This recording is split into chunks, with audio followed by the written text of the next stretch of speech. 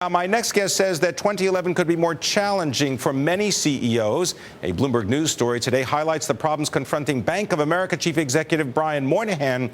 He's got to contain the lingering financial damage caused by the mortgage meltdown, also frustrated shareholders, and even the threats of a WikiLeaks document dump. Here to talk about CEOs and the fires that they must deal with is Robert Bloom. He is the former head of Publicis Worldwide, also the author of The New Experts about the changing modern consumer.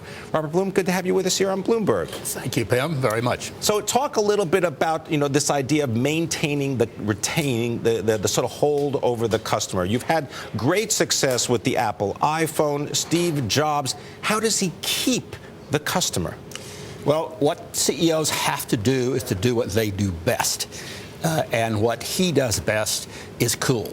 So he should continue to do that cool. What you don't want to do is to try to do something that you're not the best at, and he's the best at that. So all his products should continue to be cool. How do you do that? I mean, is that a situation where you don't take advice from outside people necessarily? You have to be genuine to your own sort of instinct? Is that the issue with Steve Jobs? I think you should always seek advice from other people and value it, but I think you have to be true to what is at the core of what you believe in and what you do best. You should do what you do best, as simple as that, and he does cool better than anybody else. All right, well, let's talk about what is facing a lot of CEOs in the automobile industry. How do you get people excited about buying cars made in the United States? We saw some of the sales results from Ford, from GM, from Chrysler doing very well, Toyota not so well.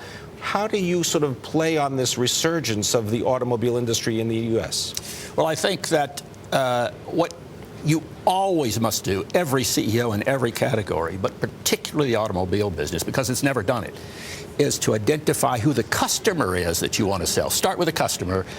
Build the car for the customer. Don't build the car and then try to find the customer. So that's really what the U.S. car makers have got to learn to do, is to identify the customer, build the car for that customer. And the person who really does it, who they're going to be competing with, is Marchione from Fiat and now Chrysler. He knows it better than anybody else. He's really good at it. He's good at identifying the customer first and then building the car to suit the customer. Absolutely. And his Cinquecento, his 500 is going to be introduced in the United States, and it's one cool car. It's a cool car. Are you going to be driving in it? No, I'm not. But I visited Fiat, spoke with his executives, and saw the people who developed it and how they developed it. It was an exciting situation. That's what he must do.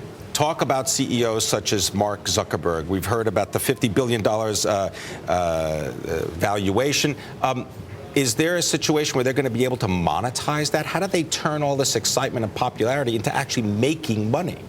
Well, I would leave the monetizing to those who do it better than I do it. What I believe in is, again, what the company does best. And I think what business he's in is in connecting people. He has to stay very close to the idea of connecting people.